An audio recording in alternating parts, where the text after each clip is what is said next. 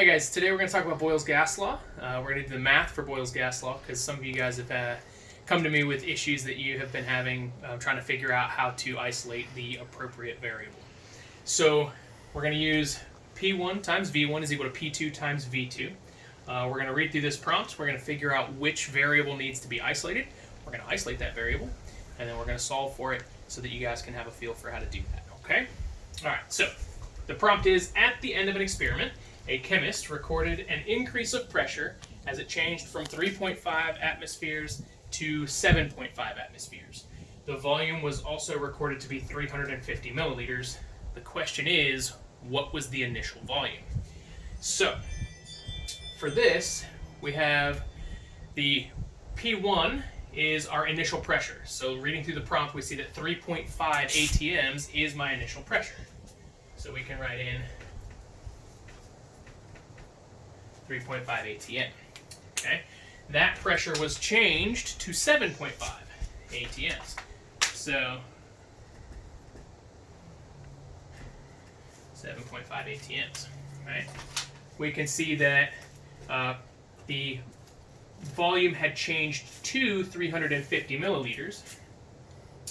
So that's my V2. Okay, so V2 is 350. Okay, so what is my V1? We don't know what the first volume is because that's what was asked for. So V1 is X in this case. Okay, so Mr. Klein's three-step process is we fill out what's given, we fill out what's asked for, then we DMNM, which is do math, not meth. Public service announcement from Mr. Klein. We're going to utilize this initial equation, P1 V1 is equal to P2 V2, and now we're going to isolate the variable. So we have our equation rewritten up here. How do we isolate the variable? We're solving for V1. So what is happening to V1 is we are multiplying it by P1. So what is the opposite of multiplication? The opposite of multiplication is division. So we would divide out the P1. And what we do to one side of the equation, we have to do to the other. So we are dividing out P1 from both sides. Okay? So what does that leave us with? When we divide out P1, that cancels on that side. And we are left with V1 is equal to P2 times V2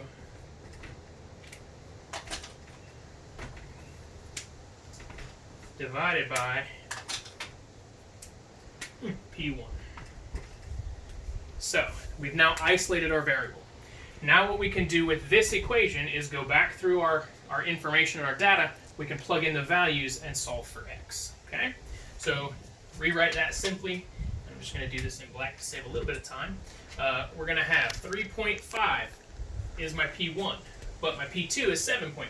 So we're going to go 7.5 times my V2, which is 350.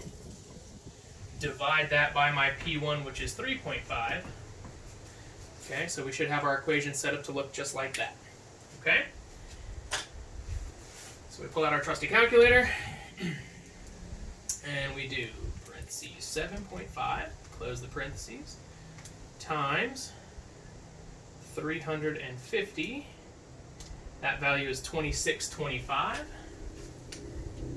So we end up with 2625 as my numerator, divided by 3.5 in my denominator. That gives me a total value of 750, in this case, milliliters, because that's my final unit. Okay?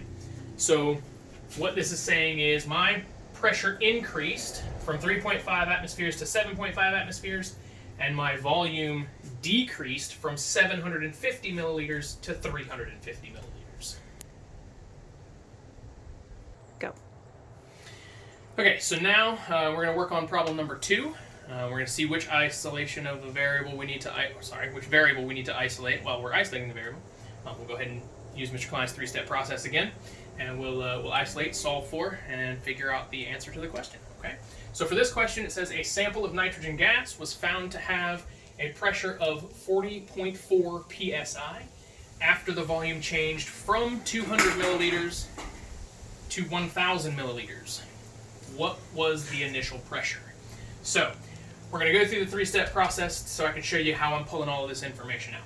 All right, so what are we given? Well, we were given a pressure of 40.4 psi after the volume change. So that tells me that it's a secondary or a final volume. In this case, pressure. In this case, P2. So P2 is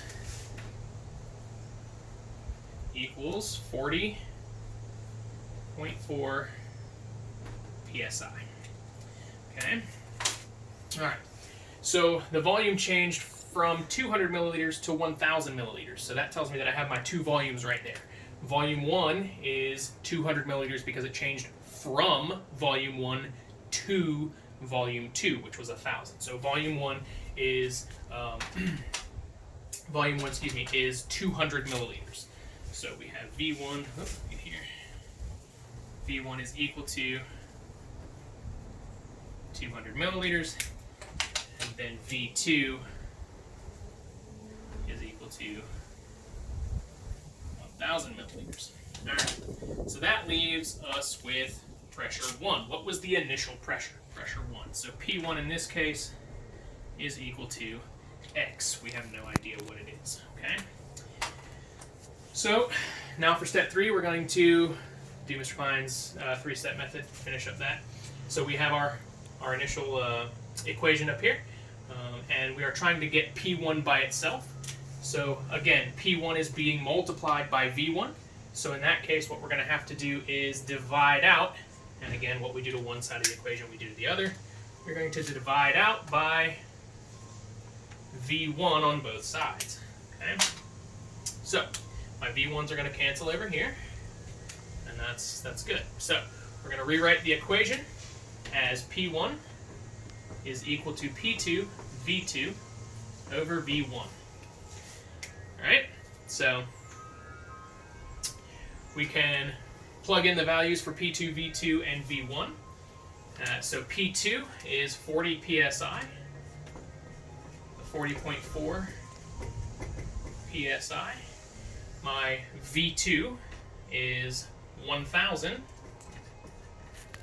milliliters divided by my V1, which is 200 milliliters. You guys didn't know you were getting a soundtrack on this one, did you? Playing this perfect. Okay, so my milliliters are going to cancel, and I'm going to multiply and then divide. So that multiplication should be fairly simple. We're going to add 3 decimal places to the end, so it becomes 40400 divided by 200.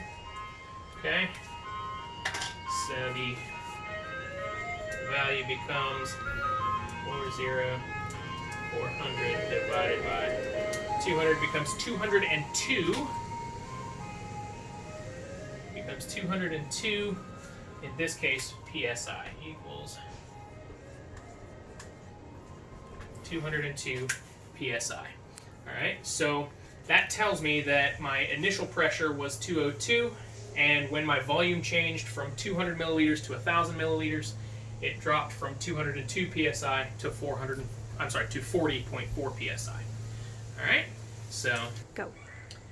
All right, so question number 3 would be, what will the pressure of 350 milliliters of atmospheric oxygen at sea level be if the volume changes to 42 milliliters? So it doesn't seem like there's enough information here to solve this question, but there actually is. So we know that the pressure at sea level of atmospheric oxygen is 1 atm. So that's my initial pressure. So we're given P1 is equal to 1 atm. Okay? I have a V1, 350 milliliters. Okay? So V1 is equal to 350 milliliters. I also have a V2, my 42 milliliters. So V2 is equal to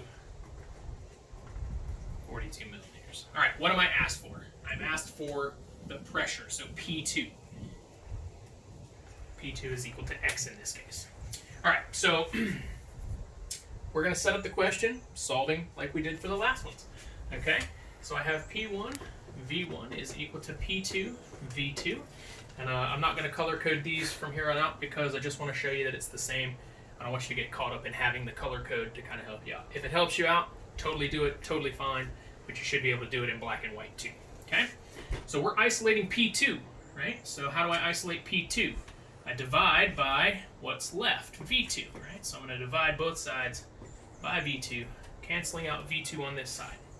That allows me to rewrite my equation as P2 is equal to P1 V1 over V2. Okay? Now we can go in, plug and play, get our answer. All right? So what is P1? P1 is 1 ATM. So, oops. Forgot my units. 1 ATM. My V1 is 350 milliliters. I'm going to divide this by my V2, which is 42 milliliters. My milliliters will cancel. And now I can solve my math problem. So 350 times 1, luckily, is 350. But 350 divided by 42 is equal to 8.33. 333, you get the idea. So in this case, my pressure 2 becomes 8.33 continuous, okay? And my unit is the one that is left over, ATM. So my pressure changes from 1 atmosphere to 8 atmospheres when I drop the volume from 350 milliliters to 42 milliliters. Go. Okay, so last problem example, and then you'll be free to go try your Boyle's Law worksheets, okay? All right, so question number 4, what will the pressure of a gas become if it starts at 42 psi and the volume changes from 1 liter to 3,000 milliliters? All right, so we're going to go through the process again. What are we given? What are we asked for? Then we're going to do some math, okay? So what are we given? We're given a pressure, so P1 of 42 psi. So P1 is equal to 42 psi. Okay, and the volume changes, so V1 is equal to 1 liter, and V2 is equal to 3,000 milliliters. So one thing we have to look at is we have to compensate. We have 2 different units here, so we're going to change one of them. And it doesn't matter which one you change, but we know that there are 1,000 milliliters in a liter, so we can make this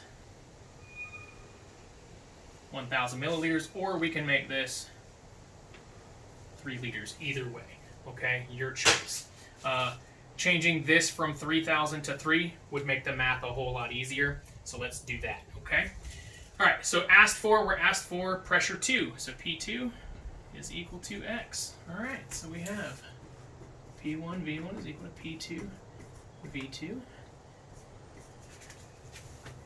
And we're going to divide out, because we're trying to get P2 by itself, we're going to divide out by V2. Okay, so my V2 is going to cancel.